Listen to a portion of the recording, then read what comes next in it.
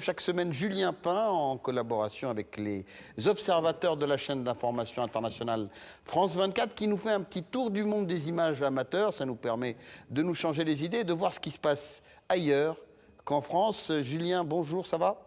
Ça va très bien et on va partir d'abord en Chine avec une image qui est parue dans un journal chinois. Alors vous allez sûrement pas en croire vos yeux, mais c'est vrai, elle est passée dans un journal chinois. Regardez, c'était censé être une visite d'officiels chinois dans une maison de retraite de la province de Lanhui. Alors soit ils ont des très très petits retraités, soit il y a un gros problème de proportion dans le photomontage. Alors moi je dis ça avec le sourire, mais au final c'est pas très drôle puisque on est quand même dans un pays où on peut prendre de la prison ferme quand on est un internaute pour propager de fausses informations. Alors par contre quand c'est les autorités locales, là ça pose pas de problème et les journalistes s'en sont sortis avec une petite excuse, quoi.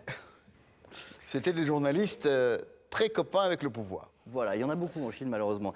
Je vous emmène maintenant dans une vallée que vous connaîtrez peut-être pas, c'est en Iran et c'est une vallée qui s'appelle la vallée des sexes. Alors cette vallée des sexes, attention, c'est pas un lupanar, hein, c'est simplement une vallée, un site archéologique classé important où il y a ce genre de sculptures. Ce sont des monuments historiques, Julien. Ah, c'est en fait un cimetière. C'est un ancien cimetière qui a cohabité avec la période islamique, mais ça a quand même plusieurs milliers d'années. Et le problème, c'est que petit à petit, ces structures, effectivement, assez clairement phalliques, elles commencent à déranger. Et petit à petit, ce cimetière disparaît et chaque année, il y a de moins en moins de ces sculptures.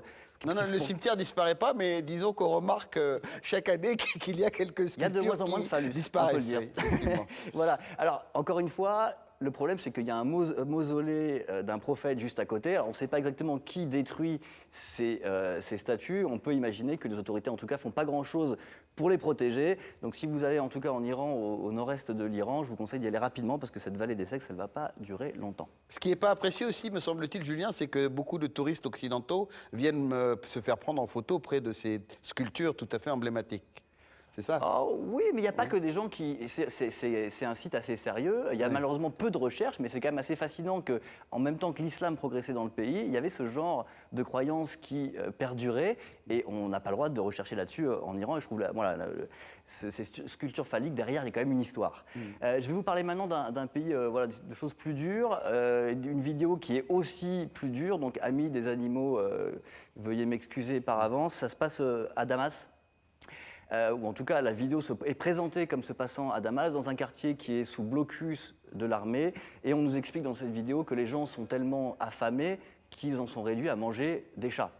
Alors il y a même eu une fatwa, j'ai vérifié, qui dit que dans ces circonstances extrêmes, les animaux domestiques comme les chats peuvent être consommés, sachant qu'évidemment dans l'islam, traditionnellement, on ne peut pas manger ce genre d'animaux. Ce qui est intéressant avec cette vidéo, c'est qu'on voit clairement, en la regardant mieux, que c'est une mise en scène. La personne qui fait cuire ses chats est clairement en train de jouer un rôle. Il n'y a aucun plan large, donc on ne sait pas du tout où on est. Elle n'a probablement pas été tournée dans le quartier sous blocus. Est-ce que on ne sait surtout pas si c'est un chat ou pas, vu l'état de la casserole. Que ce soit un chat, je ne vous ai pas montré les images où on voit le chat dépecé, je vous ai épargné ça, mais non, ça je sais que c'est un chat. Mais par contre, c'est une vidéo qui a été montée, c'est une vidéo de propagande. Donc il y a de la propagande du côté de l'armée, mais les rebelles ont aussi compris qu'il fallait faire du buzz sur Internet, donc s'il fallait couper des chats en morceaux, on pouvait aussi le faire. Et je vais finir en Arabie Saoudite, alors avec une vidéo qui est assez dure, je vous préviens, j'ai enlever les morceaux, les moments les plus difficiles. Elle reste assez dure, regardez.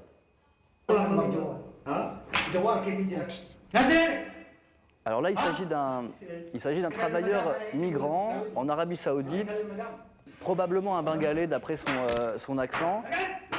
Et on voit qu'il est traité de façon ignoble.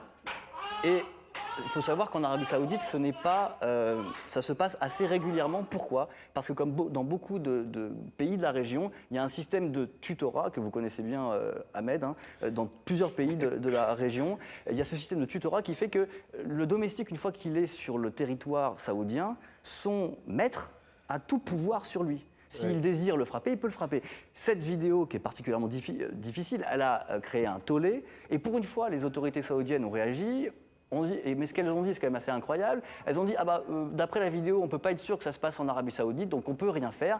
Moi, je prends le risque de le dire que ça se passe bien en Arabie Saoudite. Oui, parce que vous avez un réseau d'observateurs internationaux, et quand vous recevez des appels ou des images, vous savez exactement d'où viennent ces images et vous les vérifiez évidemment à Paris. Voilà, en tout cas, je voulais finir là-dessus parce que c'est évidemment, c'est loin de moi l'idée de dire qu'il n'y a pas de problème avec l'immigration en France. Simplement, voilà, quand on regarde ce qui se passe à l'étranger, on peut voir aussi que voilà, il y a aussi cet esclavage moderne qui existe encore dans certains pays, et certains pays arabes. Oui. On va rejoindre, comme chaque semaine, Julien Pain en collaboration avec les observateurs de la chaîne d'information internationale France 24, qui va nous dire que finalement, la France s'autoflagelle souvent, mais que beaucoup tentent de nous imiter à l'étranger. Bonjour Julien, bonsoir Julien, bienvenue. Bonjour. Ça va ? Ça va très bien, mais c'est vrai que les Français, on est un peu les champions du monde du battage de coulpe. On aime bien se critiquer, s'auto-critiquer. Ouais. Et dernier exemple en date, je vous montre un article qui a beaucoup circulé sur les réseaux sociaux sur nos magnifiques Champs-Élysées. Alors, cet article disait qu'en gros, les Champs-Élysées, c'était maintenant vulgaire, cher, c'était une allée des McDonald's. Et pourtant, c'est votre sortie favorite, Julien. Moi, j'adore les Champs-Élysées de McDonald's, vous le savez, c'est ma passion. Ouais. Mais bon, il y a du vrai sur cette critique des Champs-Élysées. Ceci dit, si vous regardez à l'étranger comment les gens voient la France, il y a quand même des raisons d'espérer. Et je vais vous montrer des images qui sont quand même étonnantes. C'est en une ville qui s'appelle Chengdu en Chine. Et tenez-vous bien, ils ont reproduit Paris quasiment à l'identique. C'est quand même une ville de plus de 100 000 personnes, ou qui est conçue pour 100 000 personnes. C'est une ville énorme, où il y a des bâtiments haussmanniens. Ils ont reproduit une tour Eiffel qui fait plus de 100 mètres de haut, et où les appartements se vendent à plus de 300-400 000 euros. Il y a moins de monde, Julien ? Alors c'est un peu le problème de cette ville, qui a été un peu qualifiée aussi de ville fantôme. Pour rien vous cacher, ça a un peu été un bide commercial, parce que concrètement, c'est une ville qui est très sympa, mais où il n'y a pas de travail. Alors ça rappelle un peu peut-être aussi Paris, hein, mais il n'y a pas de travail. En fait, le travail, il est à Shanghai, sauf que Shanghai, c'est à 1 heure de route. Donc les gens, ils étaient très contents de pouvoir habiter avec vue sur la tour Eiffel, mais ça voulait quand même dire qu'ils avaient 1 heure de route le matin pour aller à Shanghai. C'est une banlieue résidentielle, hein, voilà. Voilà, et finalement, sur les 100 000 personnes espérées, pour l'instant, il y en a 10 000 qui ont voulu habiter à Paris. Bien. Et alors, on va se diriger vers le Maroc. Parce Oui. que l'image amateur symbolique de ces dernières semaines, c'est une image de French Kiss. Oui. C'est l'image du baiser de Nador. Regardez ce qui baiser. s'exporte bien aussi, hein, Le French Kiss s'exporte mieux que le reste, effectivement. Donc cette image, elle a fait du bruit parce que ces adolescents marocains se sont pris en photo en train de s'embrasser dans la rue, ce qui est interdit au Maroc. Ils ont posté la photo sur Facebook. Et ce qui est absolument aberrant, c'est que c'est une ONG de défense des droits de l'homme qui a porté plainte et qui a fait que ces jeunes ont été arrêtés, qui sont des mineurs. Ils ont été arrêtés et vont être jugés pour atteinte à la pudeur, rien de moins. Alors, heureusement, la société marocaine est variée et il y a des gens qui ont protesté, et notamment des jeunes qui ont donc organisé un French Kiss public. Et regardez à quoi ça ressemblait. C'était à Rabat. Alors malheureusement, ça ne s'est pas très bien terminé, puisque là encore, voilà, il y a des conservateurs marocains qui leur ont balancé des chaises à la figure. Donc autant dire que voilà, au Maroc, le French Kiss, il n'est pas accepté par tout le monde. Et si vous êtes d'accord, on finit au Caire pour voir un peu où en est la démocratie au Caire. Il y a des images qui sont sorties qui étaient assez frappantes pour les Kérotes. On voyait le général Sissi en poster géant sur les portes de la ville. Alors, ça a un peu choqué les gens, les internautes, parce que le général Sissi, il n'est pas président, hein, il y a effectivement eu un coup d'État soutenu par la population, ils ont pris le pouvoir, mais les internautes disaient on n'a quand même pas fait la révolution pour ça, pour se retrouver avec l'armée qui s'affiche en poster géant dans la ville. Ça ressemble un peu à un retour en arrière au temps de Moubarak, voire avant Nasser. Donc là, encore une fois, la démocratie, peut-être à la française, elle n'est pas tout à fait prête d'être adoptée en Égypte. Nous allons commencer à en parler avec Julien Pain, qui est là chaque semaine en collaboration avec les observateurs de la chaîne d'information internationale France 24. Julien qui va revenir sur certains aspects de l'Afrique du Sud aujourd'hui. Bonjour Julien, comment ça va ? Bonjour, très bien. Bien, bienvenue. Alors que nous avez-vous préparé ? Eh ben, on va commencer. Pierre Aski l'a dit tout à l'heure, l'apartheid c'est fini, mais pas vraiment l'apartheid des portefeuilles. Si on reprend les derniers recensements, une famille noire en moyenne a à peu près 6 fois moins de ressources qu'une famille blanche. Alors dans ce contexte, l'histoire que je vais vous raconter, elle est originale. Je vous présente la famille Brancken. Alors la famille Brancken, c'est la classe moyenne blanche qui habitait dans un pavillon sécurisé dans une banlieue blanche. Et tout d'un coup, ils ont décidé d'aller vivre à Hillbrow. Alors pour ceux qui ont habité à Johannesburg, c'est un quartier déshérité et noir de Johannesburg. Et ils se sont confrontés à, voilà, qu'est-ce que c'est quand on est blanc d'habiter là. Et ils tiennent un blog où ils expliquent leur vie au quotidien, c'est assez intéressant. Alors le père explique notamment que dès qu'il est arrivé, il s'est fait braquer, forcément. Il a expliqué les problèmes ensuite d'adaptation de ses enfants, qui n'avaient pas l'habitude de se retrouver au milieu des junkies en permanence.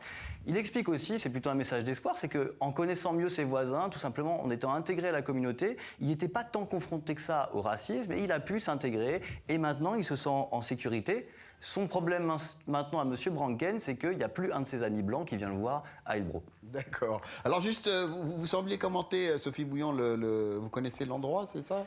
Oui, non, en fait, ils sont allés vivre à Mamelodi, qui est le township de Pretoria. Oui. Et c'est notamment là où vit sa domestique de maison, en fait. Et le jour, elle lui a offert, je ne sais plus, un cadeau pour Noël.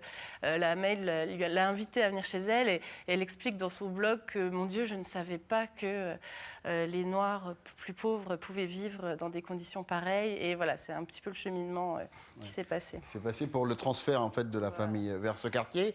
Alors, Julien, vous allez aussi parler de conditions d'autres composantes de la population sud-africaine, notamment les homosexuels. Les homosexuels, parce qu'on vient de nous sortir d'un débat houleux sur le mariage homosexuel.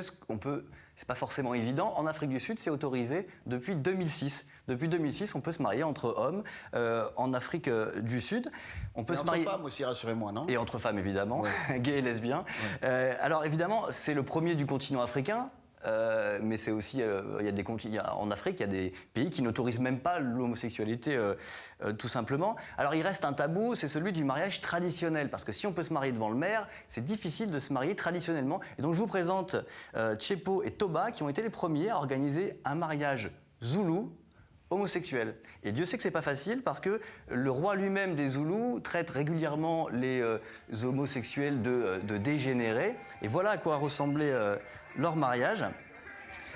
Alors, ça ne veut pas dire qu'il n'y a pas de racisme ou de problème pour les homosexuels là-bas. J'ai parlé avec un de ces deux hommes, il nous disait « Nous, ça va parce qu'on est dans un quartier aisé, on est d'une classe moyenne.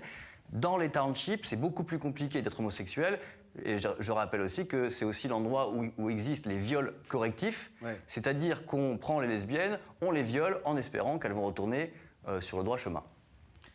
Et quoi d'autre alors, Julien? Vous avez... Je vais vous présenter des jeunes qui sont les jeunes qui se présentent comme les jeunes les plus cool d'Afrique du Sud. Vous allez voir que moi je les trouve assez pathétiques, mais ils s'appellent les Zizi Kotan. Alors les Zizi Kotan, je ne connaissais pas, j'ai découvert ça sur leur page Facebook. Ce sont des jeunes qui ont trouvé un jeu très simple et super amusant, c'est comment dépenser le plus d'argent, comment gaspiller le plus d'argent en un minimum de temps. Alors par exemple, on va déchirer des billets de banque. Mais où est-ce qu'ils trouvent l'argent, Julien? C'est justement ça, c'est qu'il y a des gens qui ont de l'argent même dans les quartiers noirs, parce que vous remarquez que ce sont des noirs et ça se passe dans des quartiers noirs, et ces gens-là brûlent des billets, déchirent l'argent. C'est pas de l'argent qu'ils ont gagné quand même, si? Je pense que c'est de l'argent que leurs parents ont gagné. Ah oui, d'accord. Et je trouve que c'est ça qui est intéressant avec ce phénomène. À mon avis, c'est des faux billets, moi. Non, c'est pas des faux billets. Et c'est ça qui est intéressant. On les voit aussi à l'arrière de pick-up, ils s'amusent à verser du champagne pour remplir le pick-up et ils font le tour de la ville baignés dans le champagne. Ah, c'est les Zizi comment? Zizi Kotan. Si vous voulez en faire partie, je vous donnerai la page Facebook. Alors vous connaissez, des Zizi Kotan. Sophie, Julien Pin va terminer son tour du monde hebdomadaire. Et justement, je vais vous emmener dans un endroit où pour le coup l'insécurité, ils connaissent. C'est bien pire, vous allez voir, comme Martinique. Gao, vous vous rappelez, cette ville du nord du Mali, libérée par la France, qu'on a un peu oubliée maintenant parce qu'il n'y a plus de journalistes à Gao, donc on n'en parle plus. Et on a reçu des photos prises avec des téléphones portables qui nous montrent que les gens là-bas sont toujours pas satisfaits de leur situation. Les Français sont partis. Et ils sont maintenant laissés à eux-mêmes. Les autorités locales sont complètement incompétentes. Il y a une corruption qui est à un niveau incroyable, des pannes, des coupures d'électricité régulièrement. Et personne, maintenant, ne les écoute. La guerre est finie. Donc les gens de Gao essayent de sortir dans la rue, d'envoyer leurs photos de portable sur les réseaux sociaux pour qu'on en parle. Et c'est ce que je fais maintenant, parce que je pense que c'est une chose de faire la guerre, mais après, l'après-vente de la France n'a pas été tout à fait satisfaisante. Éric Leroux, l'après-vente de la France il est très lourd. Comme dans certains territoires d'outre-mer. Il est très très lourd, parce qu'en réalité, on voit bien qu'aujourd'hui, entre les populations blanches, entre guillemets, nomades, touaregs, et les populations noires, la situation est tout de même relativement tendue. Quand on regarde les cartes, c'est flagrant. Le Mali, c'est un énorme territoire qui est vide, qui est occupé par des nomades, et puis une bande beaucoup plus peuplée au sud, avec des richesses énormes, des richesses minières absolument énormes. Donc je crois qu'il va y avoir beaucoup de problèmes d'ajustement entre la légitimité territoriale et je crois qu'il faudra une présence encore très longue et rétablir l'autorité de l'État et rétablir les instruments de l'autorité de l'État. Sinon, je crains qu'on soit régulièrement à nouveau confronté à des trous dans cette région. Ça me paraît, et pas seulement là, dans toute la bande subsahélienne. Un peu de légèreté pour finir, Julien, parce que voilà, là... je voulais vous laisser avec quand même un sourire. Le monde n'est pas terrible tout le temps. Regardez cette pêche miraculeuse qui s'est déroulée en Chine ces derniers temps après le passage du typhon. Ça a eu une conséquence positive, c'est qu'il y a un bassin de pisciculture qui a été ouvert et déversé dans la rivière. Et il y a des poissons de plus de 60-80 kilos qui se sont retrouvés dans la rivière. Et ça a fait une pêche absolument miraculeuse pour les habitants. Alors ça, c'était le côté positif. Mais moi, quand je vois ces images et que je me dis que dans les bassins de pisciculture chinois, on a ce genre de bêtes, j'ai du mal à croire que ça soit entièrement naturel, mais c'est peut-être mon mauvais Alors, esprit. ce qui est naturel. Avant cela, on va faire une petite pause avec Julien Pin, comme chaque semaine, qui va faire un tour du monde des images amateurs en collaboration avec les observateurs de la chaîne d'information internationale France 24. Bonjour Julien, bienvenue. Bonjour. Vous allez commencer par un militaire aussi, pas du même ordre que les militaires français sur le terrain, mais... On a quand même un président qui a gagné une guerre. Mais on ne peut pas dire qu'il y ait vraiment un enthousiasme grandissant à son encontre. Et je vais vous emmener dans un pays où c'est le contraire. Je vais vous parler du général Pas au moment où il a Sissi. déclenché, quand même, Julien. Disons que ça s'est vite dissipé. Oui. Et je vais vous parler d'un pays au contraire où le général Sissi, alors là il fait un tabac, c'est donc le général qui a bouté les islamistes hors du pouvoir. Et dans les rues du Caire maintenant, on trouve des pendentifs à son effigie, on trouve des gâteaux al-Sissi. Il y a même des mosquées, ce qui peut paraître étonnant, qui affichent le visage de Sissi. Ça, c'est pour narguer les islamistes un peu, oui, c'est ça. Voilà, et je vous rappelle que quand même, Al-Sisi, c'est pas le président. Ça reste un militaire, soit charismatique, soit qui a bouté les islamistes, on va dire, hors du pouvoir. Mais c'est quand même assez étonnant, cette sorte de Sissi-mania. Et si ça peut être... on peut le comprendre, que beaucoup de gens soient contents que les frères musulmans ne soient plus au pouvoir. Mais ceci dit, pour beaucoup, c'est aussi assez inquiétant parce que c'est un retour quand même à un culte du pouvoir qui rappelle le temps de Nasser ou de Moubarak. Très bien. Je vous emmène maintenant à Téhéran. Alors la diplomatie, évidemment, entre l'Iran et les États-Unis, on en parle beaucoup, elle est compliquée, elle est difficile.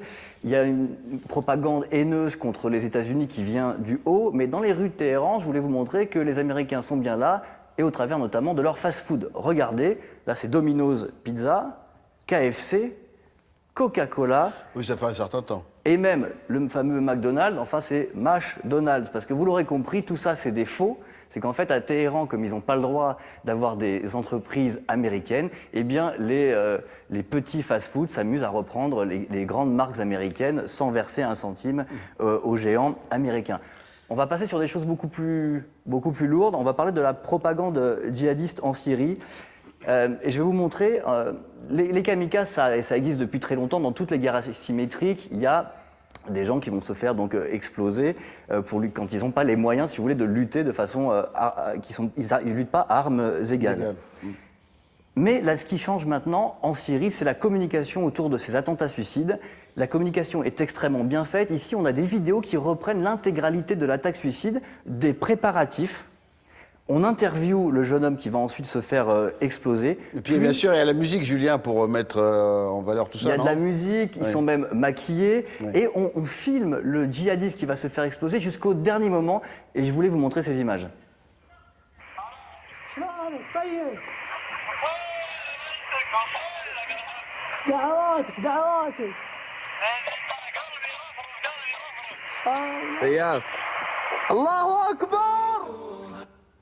Donc Voilà. vous voyez, ils sont Vous auriez dû laisser la musique après, c'était impressionnant. Ils sont filmés jusqu'à ce qu'ils appuient véritablement sur le bouton. Alors pourquoi ces images pourquoi cette propagande? Eh ben c'est tout simple, on en a parlé avec des gens en Syrie, c'est simplement dans un but de recrutement. Ben oui. C'est que pour trouver des nouveaux djihadistes, des nouveaux jeunes de 20, 25 ans qui sont prêts à aller se faire sauter, eh ben il faut les faire passer pour des héros et ça passe par une dramatisation comme ça en vidéo qui sont ensuite postées sur YouTube. Une dramatisation, mais aussi une espèce de nonchalance qui fait qu'ils ont l'air heureux et contents de faire ce qu'ils font aussi. Et Julien. c'est assez décontracté. Parfois, ils font même des blagues au dernier moment. C'est assez surréaliste comme vidéo. On va continuer à parler des djihadistes. On le sait, en Syrie, c'est très compliqué maintenant de suivre ce conflit, parce que d'une part, si vous êtes journaliste, vous êtes soit embedded avec l'armée régulière et vous ne pouvez rien filmer sauf ce qu'on vous montre, soit vous êtes en zone rebelle, et ça devient très dangereux maintenant pour les journalistes en zone rebelle. On le sait, il y a eu des kidnappings, il y a même des assassinats de journalistes. Et évidemment, ça rappelle ce qu'ont vécu nos confrères d'RFI. Donc je voulais parler dans ce cadre-là de la technique, on va dire, d'un journaliste japonais qui s'appelle Shamil Tsuneoka. Il fait de l'immersion, lui. Alors vous allez voir que c'est assez particulier. Lui se présente comme un journaliste, mais il a des méthodes assez particulières. Vous le voyez ici, là, il n'a pas hésité à s'afficher avec une arme devant le drapeau d'Al-Qaïda. Là, il est avec Omar le Syrien, qui est un djihadiste qui est d'une branche d'Al-Qaïda. Voilà, alors il se présente comme un journaliste et il dit moi je suis musulman parce qu'il s'est converti à l'islam. Il dit je ne suis pas un salafi, je ne suis pas un djihadiste, mais pour arriver à couvrir ce conflit qui est difficile à couvrir et pour arriver à couvrir Al-Qaïda, eh ben moi ma technique c'est de me faire copain avec eux. Et il va très loin, il passe des semaines avec eux. Ouais. Et c'est vrai que maintenant c'est un des rares journalistes à pouvoir ramener des images de ces combattants d'Al-Qaïda. Alors est-ce qu'on peut dire encore que ce Shamil Tsuneoka est un journaliste? Peut-être c'est quelque chose qu'on peut discuter ensemble.